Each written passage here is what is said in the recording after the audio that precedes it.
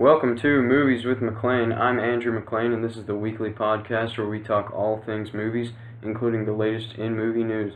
With me today is Grant Hoffman. Grant, how are you? Doing great. Great to be back on the show. Yeah, it's just been a couple weeks since the last time you were here. Glad to have you back on. Today is our review of Alien Covenant, and we will be getting to that review shortly. But before that, we have to get into the segment that we simply call Movie News, and there is a lot of news this week. So the first piece of news, we had the third trailer released Thursday for The Mummy. So Grant, what did you think of this trailer? I thought this trailer it went kind of in a different direction from the other trailers that had gone in the past. Like, it seemed like they were going for, like, more specifically about the mummy, but in this one it seems like they're giving the go-ahead on the whole dark universe thing, and they even blatantly say it in the trailer. While, not many people knew about, that was the plan. They just probably thought that the mummy was going to be like a standalone kind of remake. It's clearly not. It's clearly building to something much greater, which I think it's going to be a good movie, so I like the idea that they're going to go ahead and make new ones. Yeah, and we'll get into that dark universe in a few minutes, but I thought also, you say it's different from the other trailers. I thought it was different in that the other trailers kind of focused on the horror aspects of it and made it seem kind of scary, whereas this trailer really gave it that fun summer blockbuster feel when threw in a little bit of comedy, and I'm personally really excited to see The Mummy. I think it looks like it's going to be a lot of fun. I also got to see, I don't know if you saw this at Alien, they showed like a little sneak peek of The Mummy, like not the trailer, but it was like a little behind the scenes thing before Alien for The Mummy, and I thought that just added to my excitement too, so I think this could be an unexpected hit of the summer, and I'm really looking forward to it. Don't think it's getting the attention it deserves as of now, just with like Wonder Woman and Spider-Man coming out, but I agree. I think it's going to be a really good movie. Alright, now on to that dark universe. Universal had a big press release, and there's a lot of pieces to this announcement of their dark universe, so that is now the official name of their cinematic monster universe, and we know that the next movie in that universe is going to be Bride of Frankenstein, which will be released on February 14th, 2019. And it's going to be directed by Bill Condon, who just made Beauty and the Beast, with a script from David Koepp. So if you don't know who David Koepp is, he wrote Jurassic Park, he wrote, the movie, not the book, but he wrote the Spider-Man movie with Tobey Maguire, and then he's also written Indiana Jones and the Kingdom of the Crystal Skull, so some good hit or miss with him. I think that's going to be a toss. I don't know how good of an idea that is to go straight into Bride of Frankenstein. I don't know how well that'll appeal to the audience, but it could be very good, because I don't know. We haven't seen The Mummy yet, and Jurassic Park is a very good, well-written movie, so yeah. But I don't know how I feel about the Beauty and the Beast, because I feel that that's just going to make it a very kiddie movie, and I'm not really looking for that in this universe, especially with not what I've seen from The Mummy. Well, I'm sure you can do other things. But like, based on what he's been doing. Yeah, okay. Yeah. I get that. I think that we'll probably see Russell Crowe in this film too, because as part of the announcement, they said that his company, I forget what it's called, it's like Prodigim or something like that, is like, they're like the shield of this universe, so he is part of this organization that hunts down like monsters and evil, and they're not really associated with any government, I guess, so we'll probably see him be the through line through these different movies. And I like that they have sort of a plan here, like they know this is where we want to go next. And we don't have a casting for the Bride of Frankenstein yet, but we know that Frankenstein's monster will be played by Javier Bardem, so he's obviously a great actor and could bring some humanity to that role. And then we know Johnny Depp was confirmed to be the Invisible Man, so that'll be down the line. We don't know when that movie's going to come out yet, but I'm glad to see that Universal's their cinematic universe is coming together. And I think they announced a few other writers that they have working on these other movies, but Bride of Frankenstein, we'll have to see. I'm sure we'll get more information on that as they have a casting for the bride, and I'm looking forward to it. Yeah. All right.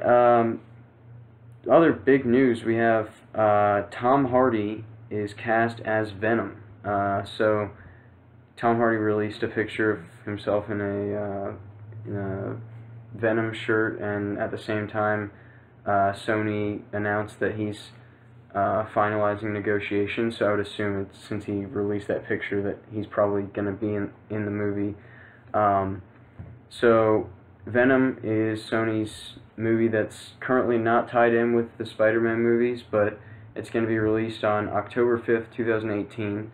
So, Grant, how do you feel about a Venom movie that's not tied in with Spider-Man, and how does the announcement of Tom Hardy playing Venom change your thoughts on that movie? Well, I mean, obviously in Spider-Man 3, Venom was not so great. That whole movie is not very good, but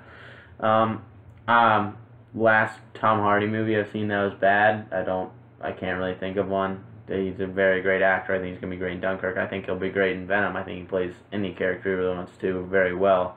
And I know that Venom has like the whole anti-hero like storylines in comic too. So I think that a standalone Venom movie will be very good, because usually like anti-hero movies, especially with Guardians of the Galaxy, like those people are bad, people turn good. I think that it could be a good formula, go very well for Sony, especially based off their last couple of superhero movie outings. Oh, yeah. I think that you can do Venom as a standalone, but I think you need to start with Spider-Man, so I don't know. I guess Sony's just kind of doing what they think is going to make money. I mean, you can't really blame them for that, but I would like to see Venom done right as a villain, and then you take that character into the anti-hero role. It seems like they're not doing that, but Tom Hardy does really have that edge and like the craziness, I think, that you could bring to this role. So if you're going to do a Venom standalone movie, I think Tom Hardy is an excellent choice. I was pleasantly surprised when this news came out. But yeah, this gets me more excited, because I wasn't really too excited for the Venom movie. But I mean, Tom Hardy, like you say, I can't think of a bad Tom Hardy movie. So this definitely gives me more assurance that this will be a good movie. Maybe Bronson or whatever. Have you ever seen that? What's the one where he's about the guy that fights people in jail? I've heard that. It's not too great, but other than that. Yeah, so next piece of news, this is sort of tragic news. We have Zack Snyder stepping away from Justice League. He's dealing with a family tragedy, so he's stepping away from directing duties for post-production, and Joss Whedon is actually coming in to finish his duties before the movie comes out. So this just includes reshoots and probably like the editing process. Joss Whedon will take over for that for the next few months. So obviously it's terrible news for Zack Snyder. I don't want to talk too much on Zack Snyder as a director, just out of respect, but I think that what this does say is that Joss Whedon has a good relationship with Warner Brothers, and there's all these DC movies that they've announced but don't really have a date and don't really have like a cast or anything that they say are going to happen, but I tend to believe a lot of those aren't going to happen. This makes me think that if any of those movies do ever get made, Joss Whedon's Batgirl is likely to be one of those, now that we see that he is actually working with Warner Brothers. But what do you think of this news, Grant? I mean, again, obviously very sad to hear about Zack Snyder and his family, but I do think Joss Whedon would probably fit better for the Justice League, especially with how much the DC universe is kind of riding on it with their past failures. So I do think that maybe Zack Snyder stepping down could end up being good for DC, but still it's very sad about how and why he had to do it. Okay, so again, we don't want to talk too much on that, just out of respect for the Snyder family, but our final piece of news, guess who's in the news again? Tom Cruise. He's talking to an Australian news outlet, and he said that Top Gun 2 is definitely happening, and it will begin shooting in the next year. Now, this was sort of just like a casual conversation, so he says begin shooting in the next year. We don't know how solid of a date that is. But it sounds like they're making Top Gun 2. So Grant, are you excited for that or No, no? I'm not. To be honest, I didn't think it was too amazing the first time. Like with Top Gun, it was definitely a good movie. A little gay, but it's still good. But yeah, I mean that doesn't make it a bad movie. I think it's just like a weird relationship kind of between the two characters. Like you can't really tell, which is kind of weird, but it is what it is. I mean, again, Tom Cruise has actually done very well as of recent in the movies. So I mean, if he does make it and he has a big part in it and he reprises his role well, I think it could be a good movie. Yeah, and I think that, Top Gun sort of allows for, like, sequels. I mean, you could tell lots of different stories with those characters, so it's definitely open to a sequel. I'm not asking for a sequel at all, but, Yeah. If it comes out, I'm sure I'll see it just because, like you say, Tom Cruise, he always gives his best effort, so, I mean, it could work. We'll see. We'll see how long that takes to actually get made. So that is all in the movie news for this week. I know that was a lot more than we usually have. We're going to move into our review of Alien Covenant, and this is going to be the spoiler-free section, and then when we get into spoilers, there will be a warning on the screen that says spoilers, and we'll give you guys a verbal warning. So if you haven't seen the movie, you can tune out at that point. So, to start this non-spoiler section of our review, Grant, I want to ask, is it necessary to see Prometheus before seeing Alien Covenant? I would say yes. I mean, they don't do too much with engineers and such, but I do think just because of the character David that you need to get to know him before you see him in Covenant. Yeah, I would agree, and I think a lot of people didn't really like Prometheus because it was too different from the other Alien movies, and it didn't have a lot of direct connections to the Alien movies. Left but if you so much unanswered. Yeah, but if you had those feelings, this sort of ties that in well with the Alien mythos. And I think even if you saw Prometheus and you weren't a fan, I think you'll like this one better, definitely. And yeah, I'd say you should see Prometheus first. I've heard that like Ridley Scott himself is kind of against Prometheus. He didn't like the way like he made it. Like he kind of regretted making it, and I think Covenant was his way to kind of like tie it back in. Yeah, and it's cool that we finally get to see like Ridley Scott make a modern Alien movie. Yeah. Because if we think about it, the only other Alien movie he made is the first one. Yeah.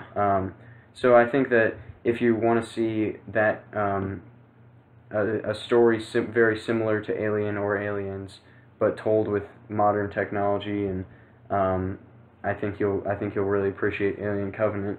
So, sort of going off what I just said, who would you recommend to see Alien Covenant?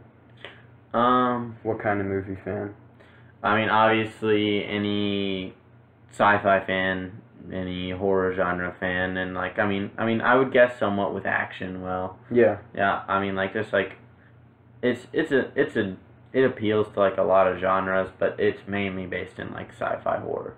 Yeah. So I would agree, and I think that it really, if you're looking for just a horror movie, there's more to it than that. There's actually like a really cool story and a, sort of a mystery that that unravels that is really fascinating to watch. And I actually found some of those aspects of the movie to be some of my favorite parts of it. Yeah, I found that as well as being like a monster and action driven movie, it was also a very character driven movie, which was nice to see. I would agree, and I think that this is a very important question that I'm about to ask when it comes to Alien movies. Was it scary, did you think? I didn't think so. Yeah. I didn't think it was very scary. There were some parts I jumped at, like, that were, like, made, but there was really only, like, one or two. Mm-hmm. But, I mean, as far as, like, tensions, like, you are always uneasy when watching the movie because you just know, you get a sense of, like, what's going to happen. And it does work very well. Not necessarily as a horror movie too much, but it definitely did make me feel uneasy, like as I was watching things take place. Like I knew something was going to go wrong, that kind of thing. Yeah. And I think that the movie as it was moving along, we were like 45 minutes in, I was starting to think, oh, this could be a really scary alien movie with, I don't want to give away any scenes, but there's a scene, you'll know what I'm talking about if you've seen it, towards the beginning when they first land, that sort of made me think this could actually be one of the scariest alien movies. And then it sort of settles down from that, and focuses more on the mystery of it, which is okay, but this isn't the scariest movie in the Alien franchise. It kind of like, it switches from like this alien, like nonstop action, crazy things, to like goes back to characters and then back to the action. Yeah. Takes like a break kind of in like the second to third quarter of the movie, you know what I'm talking about? And I was hoping that this was going to be the scariest alien movie, but I was okay that it wasn't, because the story is really cool, and there's a lot of interesting character moments. And I think that if you find the other alien movies to be scary, then you'll probably think this is scary. Or if they're really scary, then you'll think the same of this. And last part of the non-spoiler section, Grant, I want to ask you, if you are a person who only has room in your budget to see 4 or 5 summer movies, are you seeing Alien Covenant, or are you saving that budget for, Spider-Man, Apes? What do you think? Just being me, and I'm a big sci-fi fan, I would say yes, because Ridley Scott is one of my favorite directors, and Alien is one of my favorite franchises. So I would say yes for me, but like if you're not someone who's necessarily interested or invested in the rest of the Alien mythos and like franchise, then I would say no, you don't need to see it, because it's not something you're really interested in. Yeah. Even though I did really like the movie, I would say if you're a casual movie fan, I would say this isn't one you need to see, because, it does give a lot of answers to some parts of the alien mythos, but I wasn't exactly asking for answers to a lot of that stuff. Like, it doesn't necessarily give answers, or it does give answers, but not necessarily like ones you'd care about if you weren't super into Prometheus or Alien or any of the previous movies. And I'd save my budget for movies like Baby Driver and, like I said, Spider-Man and Apes and Dark Tower. Those are some of the ones that I'm really Pirates of the Caribbean. No. But it is a really thrilling, entertaining movie. So if you're watching this and you are a big movie fan and you like to see a lot of the summer movies, I'd say go check it out. Now we are going to move into the spoiler section of this spoiler section of this review. So we'll put that spoiler warning up.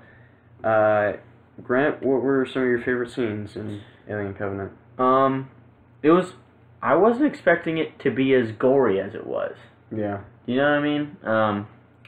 Some of my favorite scenes were, I would say, the scene, not necessarily the thing coming out of his back, that was like a little bit gross, but like the fight after that ensues, like it kind of like really showed off. That's like, my favorite. Like the neomorph, and I thought that was really cool.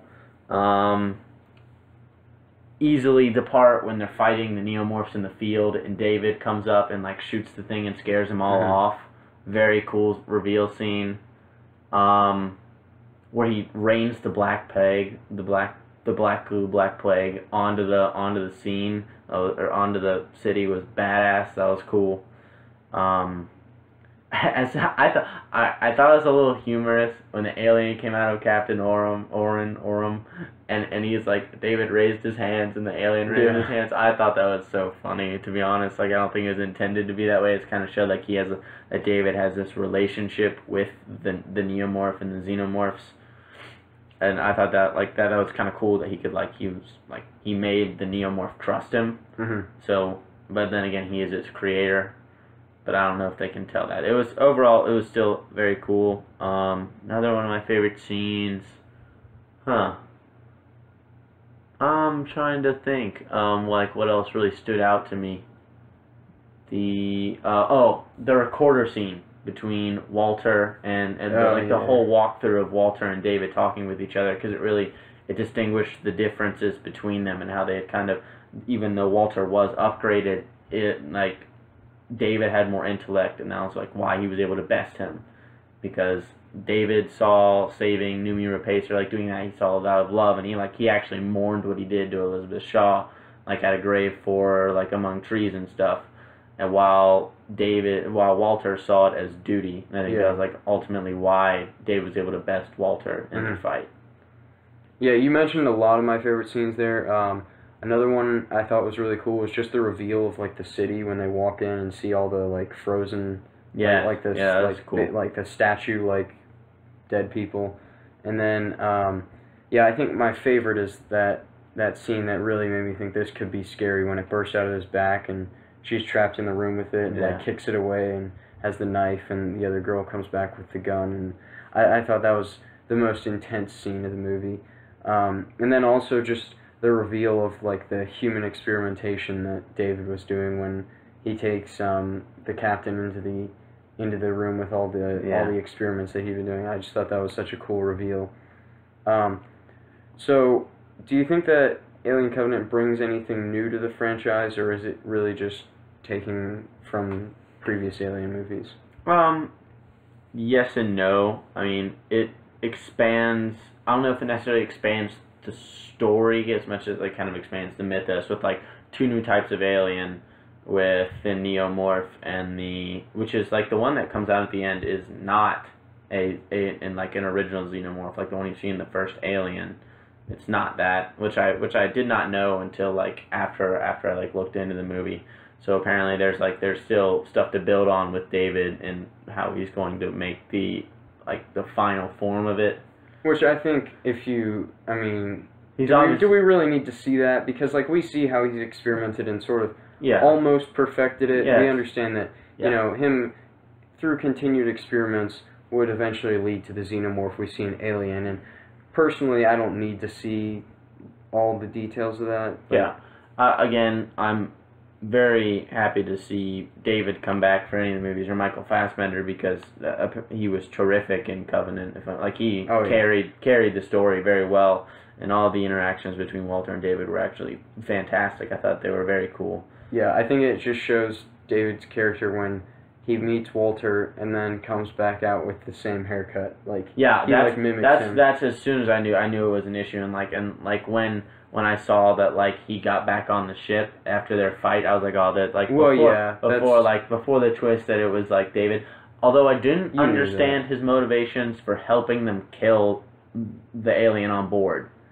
I think he was trying to not give himself away because he knew that he had those extra eggs with him that he was going to use for the experimentation, and he just wanted that conflict to go away and everyone to go back to sleep so that he has the entire ship basically. Yeah, so, I mean, I get it, but then again, like there was like the part where he was livid with Orm for killing the neomorph. He was very mad about that. He didn't like it, and he decided, all right, well, you're the one that's gonna get like an alien put in you, and you're gonna die. I guess that there could be that motivation behind it. But also, he could have let it try to kill the rest of them because it was on its way back.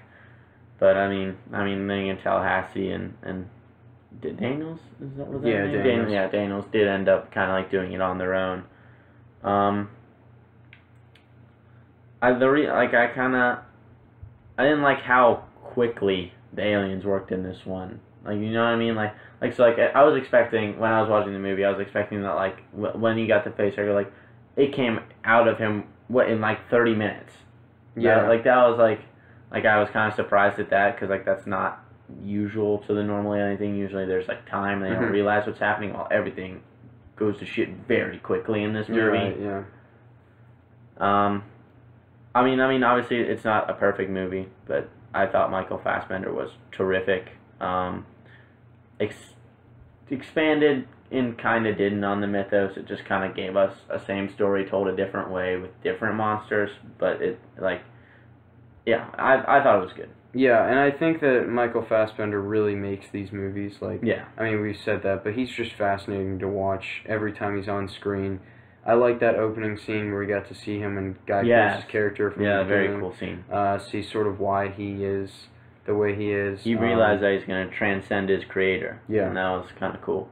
And I think that sort of plays into his motivations for experimenting on these xenomorphs, because he wants to be the creator of this species that's perfect in his mind, So I thought that was fascinating. So did it answer a lot of the questions you had after Prometheus? It did somewhat. I mean, we got to see the engineers' homeworld. We got to like see where they came from. Although the engineers didn't look like the engineers in the first one, I'm assuming that was just a minor difference. But yeah, I think it gave us some answers. It told us. It obviously told us what happened to Dr. Elizabeth Shaw. Although I would have liked for Noomi Rapace to be in the movie. Yeah. But I would have liked for James Franco to be in the movie. Yeah, James Franco's in an iPad video on the movie. We're still in the spoiler room. He's still here for about 30 seconds. Yeah. Dies immediately. But but I'm thinking he is sick in the one prologue trailer. He is sick. You know what I mean? Like he's got like the coat on him and he doesn't look so good. So I'm thinking that's why he doesn't wake up from cryosleep immediately and how he dies. Okay. So I'm thinking that probably had something to do with it, although they didn't like include that in the movie, probably for time's sake. It is a 2-hour movie. It's kind of long. I think that it answered like more questions that I wasn't asking than answers I actually had after Prometheus. Yeah, like I was like if we wanted to know more about the engineers' motivations, then we didn't get that at all because David killed them all. So yeah, or at least he killed the ones on that planet. Because obviously they had people elsewhere. So, but I think that was, I think you know how he saw like humans as an infestation. I think he's seeing. I believe he saw them as an infestation too because they were trying to like make life on other planets and stuff like that. So I think part of that was like probably part of his motivation to kill all of them. So what do you think that this did better than Prometheus, and how does it fall into the same, missteps that Prometheus did? As far as missteps go, the scientists and people are so stupid. It's like, oh, an egg, let me just put my face right over it because this guy that I clearly saw killed a bunch of people. Get really mad at me. He told me it's okay, so I'm going to go ahead and do that. Yeah, that, and then, I mean, honestly, like if you like see something like come straight into your nose, like you would have seen that, right? Like the thing goes into his nose. Like I feel like I would have seen that happen and be like, oh well, like mysterious spores, must breathe them in. Yeah, I'm not gonna. Why on earth would you feel any need to not just go back into cryo sleep and just get to the planet you planned on going to? Like that, I mean, that was the plan. That's what you're prepared for. Instead, you go to this random planet that shows up very conveniently to you. I thought that they sort of explained that kind of well, though. That there was going to be 8 more chances for like the ship to get damaged and more people to die on the way to that planet, and then if they went to this one, they weren't going to. But I mean, that it's definitely still an issue in the movie. The scientists are still. They're making great decisions. Like. The girl who shoots at explosive barrels. Why is you're going to an alien planet and then you don't know the life on it? Why is your med bay door like steel pane glass that you can just crack immediately and let the neomorph out? Yeah. I think other negatives of the movie. If we're looking for it to live up to like the classic alien movies, Daniels is like not at all comparable to Ripley. And I find Daniels to be very helpless. Yeah, and, and generic too. Like obviously she takes over like when she goes out to kill the one that comes out. Like she finally takes over, but like Ripley has that mentality the entire time in her time in the franchise. Like, so it's kind of like that girl that's very helpless at first, very mopey. I mean, her husband did die. Yeah. But very mopey at first, which it's understandable, but still. Mopey and like won't help herself, and then kind of like evolves into a more Ripley-esque figure, but doesn't live up to it. Yeah, and other negatives. I think if you've seen an alien movie at all before, you can say exactly how this movie's going to end. Like that when they take off, that there's still a xenomorph on that ship, and they're going to get rid of it by sending it through an airlock. I mean, that's exactly what happens in the first 2 movies, and it's also predictable in that we knew that was David on the ship and not Walter. I mean, but that's okay. Here's my one thing. They missed, either they purposely missed a crucial detail or something. Because David, or what's his name? Walter. David Yeah, Walter hits him, or like hits him like in the chin with this, and that's not on him on the ship. Like that injury is not there. I don't know. So I don't know whether or know.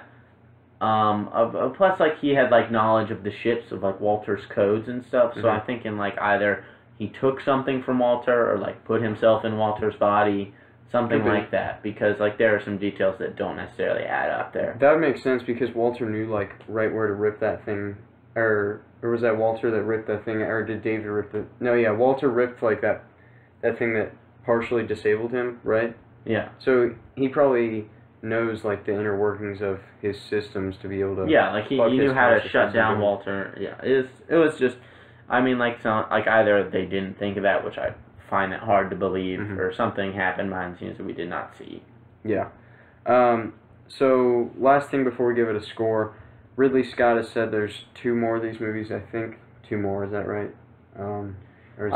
I know he has a title for his next movie, Alien Awakening, but I'm hoping that I'm going to encourage people to go see it whoever watches this because it's only made $36 million in its opening weekend. Yeah, I'm a little disappointed. It was projected 48ish, and I mean obviously if we want to keep seeing them made, which I want to keep seeing them made, people are going to need to go see it, or at least it's going to need to get some more recognition because it is a good movie, and Ridley Scott is a fantastic director. I think part of the reason is just people were too disappointed with Prometheus. I think that like it really did kind of steer people away from the franchise. Yeah.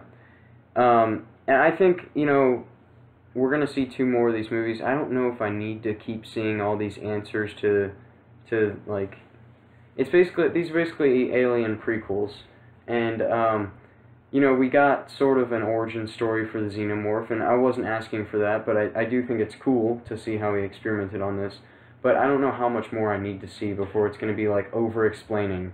Yes. So I don't want them to do that, and I want it to be very different in the next movie. I would, first of all, I have a discrepancy with how David's going to be able to continue any of his work if he doesn't have any more of the black stuff, right? In which he has 2 normal facehugger embryos, like in the end of the movie. But like, how are you guaranteed for a queen to come out of that to make more? I don't know. I mean, which I was thinking about because like he said he wanted to do the same thing to Daniels that he did to Noomi Rapace's character, which was he used her body to make eggs, which was really weird. But well, there could have been another ship on that planet from Prometheus. Yeah, that's true. They did send multiple ships everywhere. So we'll see how it all plays out. I don't think there's any set release date for the next few Alien movies, but let's go ahead and give it a score out of 10. I'll go ahead and let you close out. I'll say my score, 7 out of 10. I did thoroughly enjoy the movie, but it's not without issues. It's by no means a perfect movie, but it is a very good, fun, exciting sci-fi horror. So what do you think? I'm gonna stay with 7 out of 10. Okay. I liked it a little better than Prometheus. Yeah. Alright, that is our review of Alien Covenant. Next week we were going to do a Baywatch review, but we've decided that's not going to be worth our time. It's garbage. Yeah, it's terrible. So hot garbage. That's the review from a guy who hasn't seen it. Don't waste your time with Baywatch. So we're just going to talk about our favorite buddy comedies next week, so be sure to come back and tune in for that. Thank you very much, Grant, for coming out. No problem. We will be back next week.